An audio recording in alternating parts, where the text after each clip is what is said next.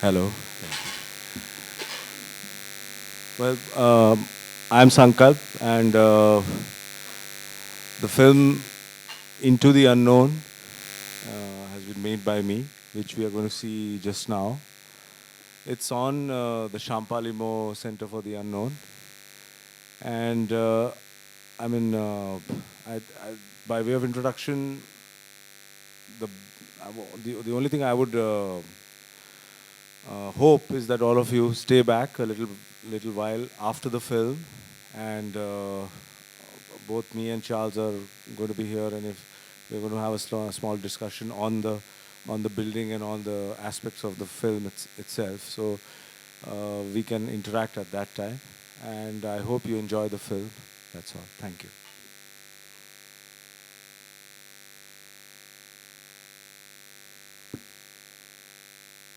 ये mic भी off करो. माइक ऑफ करना माइक ऑफ करना lights off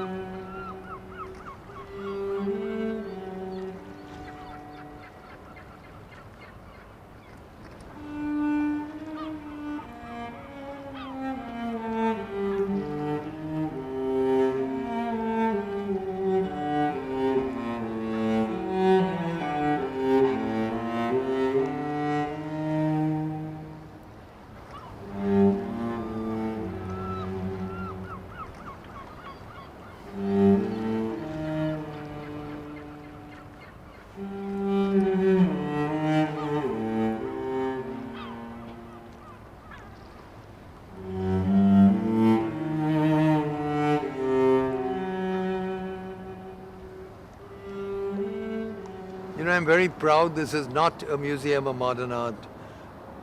On the contrary, it's a place of cutting edge science and medicine where people come with real problems, suffering from cancer, from brain disease, from going blind. And we've tried to help them by using the architecture itself as therapy. The sea is therapy, the sky, nature itself. Beauty as therapy, really.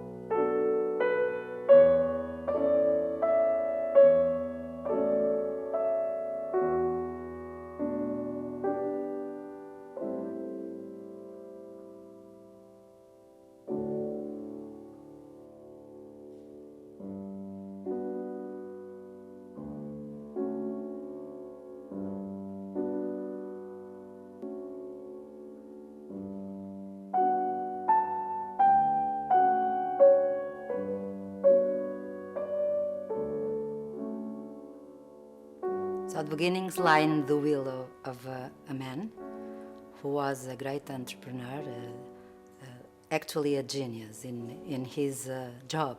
António Champalimaud, his name, had created a foundation which was dedicated to human health. He was a man who looked for results. He certainly wanted his money, his wealth, in areas where we would make a difference in preventing and treating disease. And so we came to this idea, what is called translational science. So knowledge which is used to have results, which in our case would be about preventing and treating disease.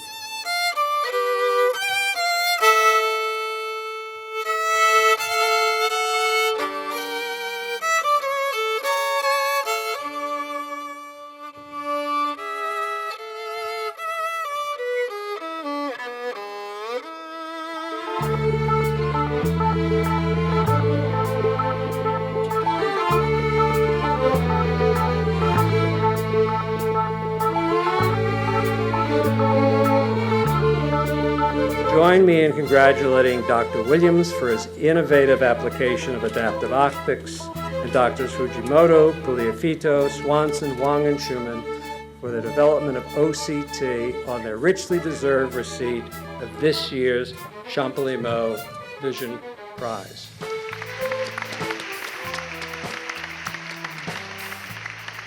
We did a deep study about what could make sense in the 21st century to do regarding put together research and clinic, and to do something that would be person-oriented, people-oriented, not just a basic science or just clinical, but something that could, in the whole, make some sense and be oriented to people. And in that area, we did two main choices, cancer and neuroscience. The cancer program aims at doing clinical research and applied research in order to achieve innovations and better results in the treatment of cancer as a whole, aiming at the control of the disease and ultimately the cure of cancer. In order to do research, you must have not only doctors with their mindsets prepared to do research, but also you must interact continuously with investigators of more basic and fundamental sciences. That goes from biology to biochemistry to physics to mathematics to bioinformatics to biostatistics and so on, and then to translate those knowledges into the bed of the patient, into the patient again, and that's what we call, or is called generally, translational research.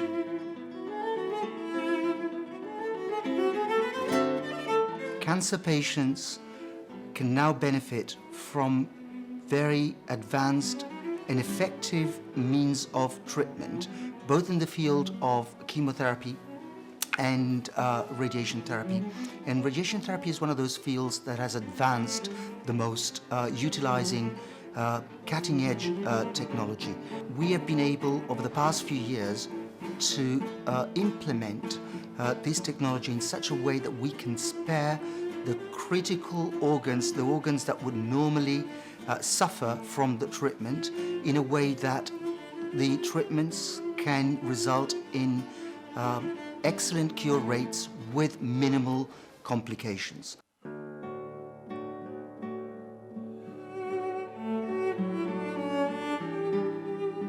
In the neuroscience part of the research, we want to understand how the brain works, and especially how it produces behavior, how it does all these marvelous things that allow us to be ourselves. How is it that it can help us perform a simple action like reaching for a glass of water, how it enables us to talk and say meaningful things or sometimes not so meaningful. So we want to understand how is this all happening in the brain, how it emerges in the brain, and what are the specific circuits inside the brain or the molecules that generate all the behavior that we have and we see in the animal world. We don't know where the land will be found. We are going beyond the horizon. We're trying to go beyond the horizon, and it would be foolish for us to all send our missions in exactly the same place when we don't know where we'll find a true discovery.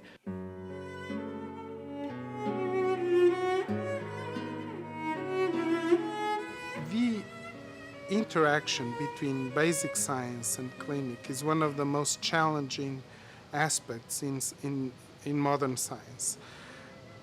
Typically, in many places, people are in separate buildings or institutes. This building that we are in was designed to facilitate that interaction.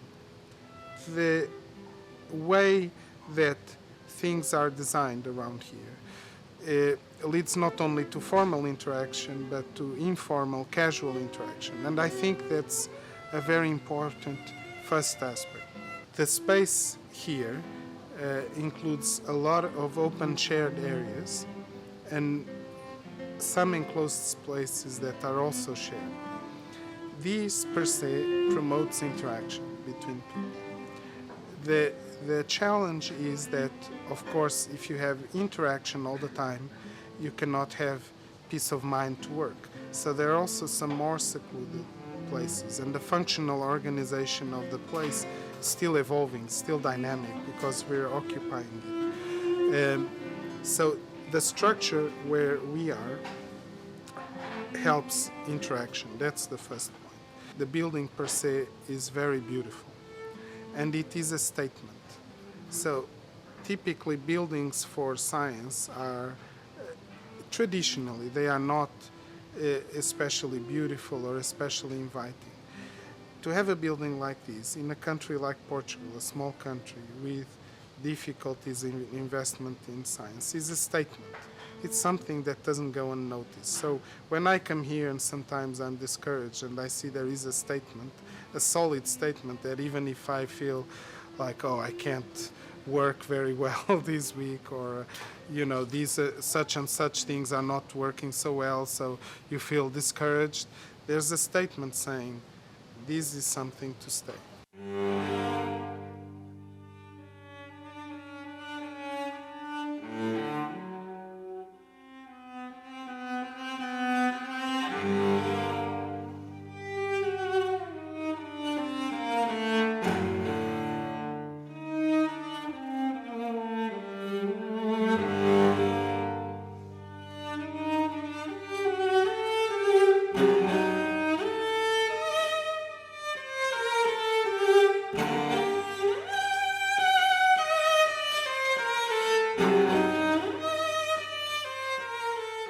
This really is a historic river.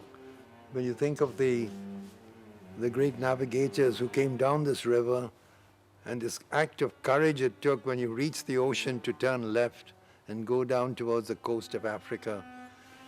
They probably got the maps from the Moors, for instance. I mean, the Moors must have had the Muslims had this idea of that whole part of the world, but no European had ever gone that way.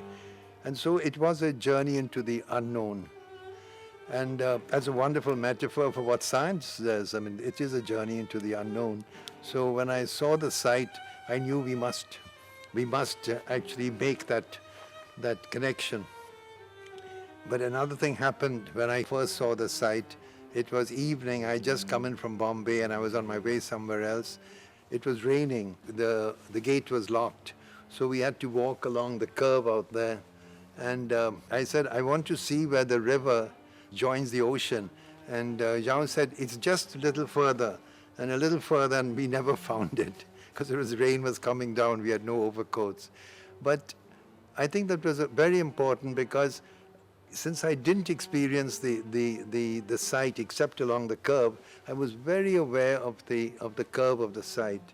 When I went to sleep that night in the hotel, I knew we must make a project that when you enter it, you are aware that there's an ocean out there, that there's this world which you have of the unknown, and you have to have the courage to go and see it. So it really is celebrating the history of Portugal. I would think the defining moment, you could arguably, the defining moment of their history. And yet it is done in the context of new work to be done.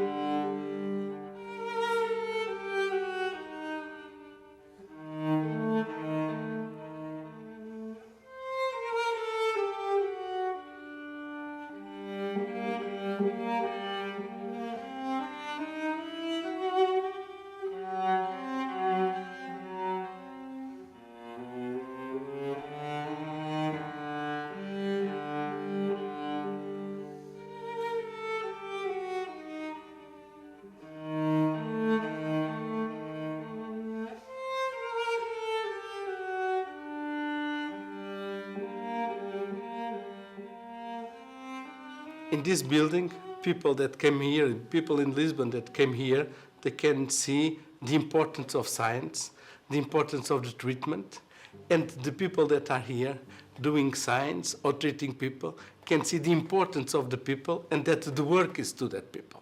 And this combination between the city and the people and the researchers and the clinicians that are here are very, very, very important. And this is one of the most important issues, is put everything together, even the building. This is a part of the project. It's not neutral, it's a part of this project.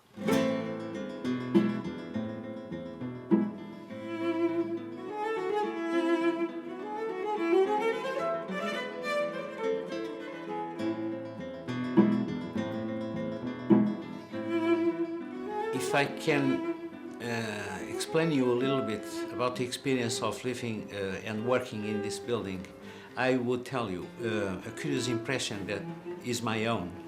Because the first time I arrived here, I was in fact overwhelmed with the beauty of the building. But I thought to myself, how can we work in here in terms of a clinical activity that we usually do in a much more conventional, let's say, building. And the first ideas in order to organize the functional areas of the clinic, we thought we must change a lot of things. And then, as the time was passing, we became realizing that that was not the case. Because in fact, we don't need to change anything. We just need to adapt to the building.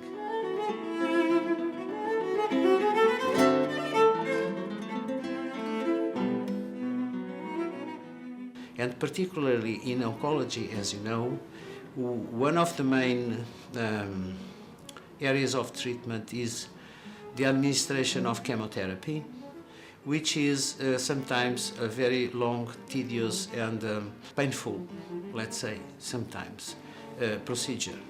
And for that we have a place that doesn't look like a hospital.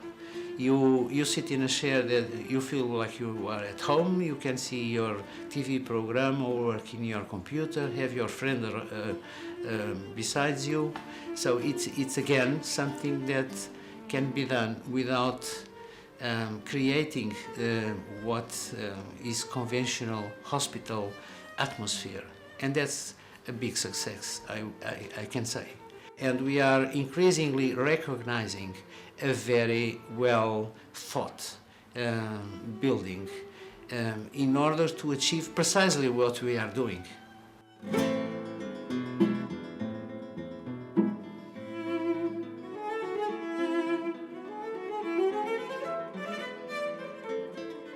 It's a marvelous building. Working in the building and coming to understand the architecture is something that takes a long time. There are many elements to the building that you only begin to appreciate after you have been living in them for some time. So we